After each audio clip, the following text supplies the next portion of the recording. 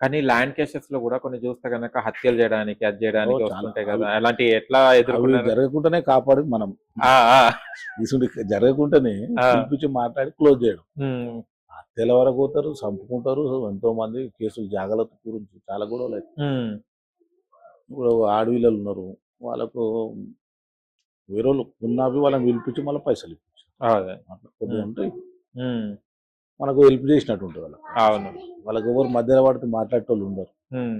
మన అసంటోళ్ళు పోతే జర హ్యాపీనెస్‌గా కానీ అట్లా మాట్లాడిన గూడా ఎవరికైతే మంచి న్యాయంగా ఉన్నట్టు మాట్లాడితే, ఇటు అన్యాయం ఉన్న వాళ్ళుంటారు గదా! వాళ్ళు శత్రుతలు పెంచుకొని అట్లా మళ్ళీ మిమ్మల్ని ఏం నేను అవి కేర్ చేయను. ఆ! నేను అవి పట్టించుకోను. శత్రువులు పెట్టుకొని మనం పెట్టుకోను కానీ న్యాయము ఎక్కడ అన్యాయం జరిగిందో ఆ వైపు ఉండి వాళ్ళకి న్యాయం చేస్తాం. హుహు. మనిషికి అన్నప్పుడు దుష్మనులు ఉంటూనే ఉంటారు. అవును. 100, 200 అది కామన్ అది. ఎవరికైనా మనిషి ఎదుగుతుండంటేనే హ్మ్. నీకు దుష్మను పెరుగుతూనే ఉంటుంది దాని వెనుక. హ్మ్.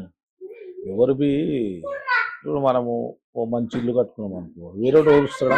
అవును. మన ఫ్యామిలీలో ఓరోరు 80%. బయటోళ్ళు ఇచ్చి అవును. రక్త సంబంధం రక్త వాళ్ళే ఉంటారు. సంబంధంలో ఓడువరు. ఆ! అమ్మ మేము కట్టలేం మంచి ఇల్లు కట్టుకుంటూ హ్మ్.